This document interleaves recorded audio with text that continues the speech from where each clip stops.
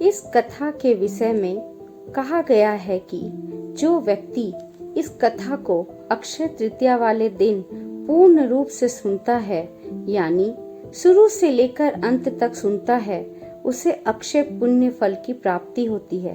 प्राचीन समय की बात है, जब यह पृथ्वी अनेक महान राजाओं और तेजस्वी ऋषि मुनियों से सुसज्जित थी।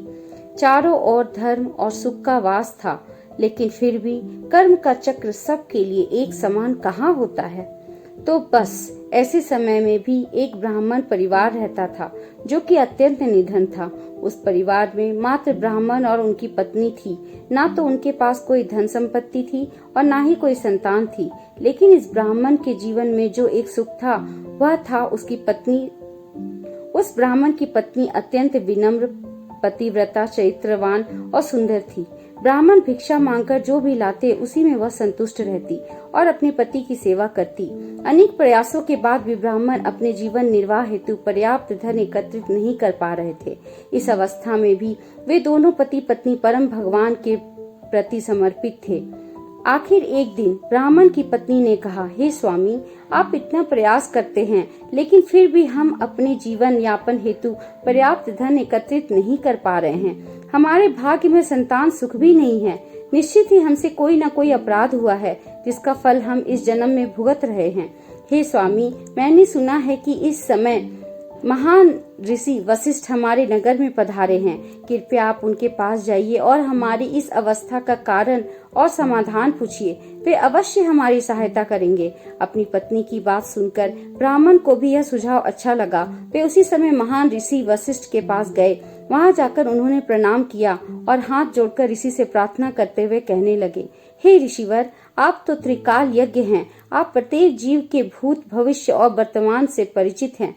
हे प्रभु, कृपया आप मेरी इस अवस्था का कारण बताइए। किस वजह से मैं इस निर्धन और संतानहीन अवस्था को प्राप्त कर चुका हूँ और किस उपाय द्वारा हम इससे मुक्त हो सकते हैं। कृपया हमारा मार्गदर्शन करें।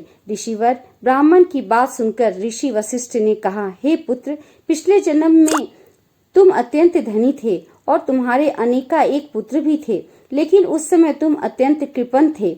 यहाँ तक कि तुम अपने संतानों के लिए भी धन खर्च नहीं किया करते थे। अपने धन और संपत्ति के प्रति आसक्ति और अपनी संतान के प्रति लापरवाही के कारण तुम्हें इस जन्म में निर्धनता और संतानहीन होने का श्राप मिला है। उस समय किसी कारणवश तुमने वैशाख मास के अंतिम 5 दिन में व्रत का पालन किया था, इसलिए इस जन्म में तुम्हें ब्राह्मण का शरीर और अच्छी पत्नी प्राप्त हुई है। अगर तुम इस जन्म में वैशाख मास के कम से कम और 7 दिनों तक भगवान श्री कृष्ण की भक्ति द्वारा पालन करोगे तो इस अभिशाप से अवश्य मुक्त हो सकते हो। और वैशाख मास के शुक्ल पक्ष में आने वाली अक्षय तृतीया के दिन परम भगवान श्री कृष्ण की पूजा अर्चना करो।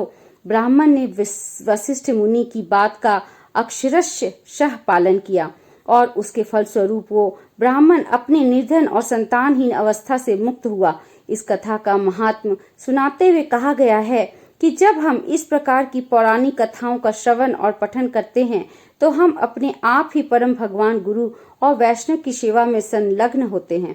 इसलिए अक्षय तृतीया के दिन इस कथा का श्रवण अवश्य करना चाहिए। भक्तजनों, अगर ये कथा आपको पसंद आई हो तो चैनल को सब्सक्राइब और लाइक शेयर जरूर करें। धन्यवाद।